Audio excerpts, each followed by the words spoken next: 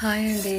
ఇవాళ మునక్కాడల పప్పు చారు చూపిస్తున్నానండి. నేను గిన్నె పెట్టుకొని జీలకర్ర, ఆవాలు, పచ్చిమిరపకాయలు, కొంచెం మెంతులు వేసి కచ్చపక్క కొట్టి పెట్టుకుని ఎల్లిగడ్డ కూడా వేసి పచ్చిమిర్చి వేయండి. పచ్చిమిర్చి వేస్తే ఫస్ట్ కొంచెం కారంగా ఉంటుందండి. తర్వాత కలిమాకు వేయండి.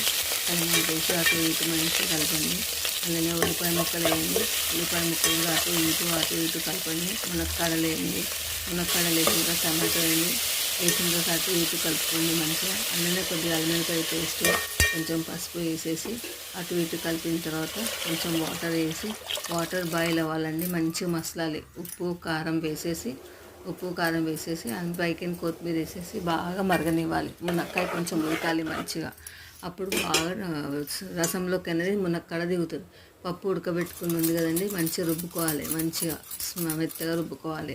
చింతపండు గుజ్జు కూడా తీసి పక్కకు పెట్టుకోవాలి. మునక్కాడలు అక్కడ మసులుతూ ఉంటుందండి. ఇక్కడ ఈ రెండు రెడీ చేసి పెట్టుకోవాలి.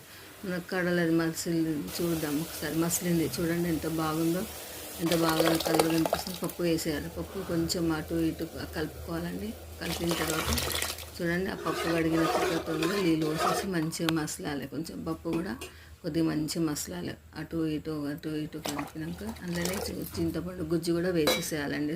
చింతపండు రసం కూడా వేసేయాలి. అటు ఇటు కలపండి మంచిగా. కొంచెం టేస్ట్ చూడండి, ఉప్పు కారం తక్కువ ఉప్పు కారం కూడా వేసేయండి మంచిగా. చూడండి ఎంత బాగా మసులుతుందో పప్పు, ఎంత బాగా కలర్ వచ్చిందండి. ఇలా ఒకసారి ట్రై చేయండి. సూపర్ టేస్ట్గా ఉంటుందండి. ఒక్కసారి ఇలా ట్రై చేయండి. కామెంట్ పెట్టండి, లైక్ చేయండి. చూడండి ఎంత బాగుందో, టేస్ట్గా ఉందండి పప్పు సార్. మీకేం కొత్తిమీర వేసేసి కొంచెం సేపు మరిగించినాక పప్పు దింపేసుకోవాలండి. ఒక్కసారి ఇలా ట్రై చేయండి.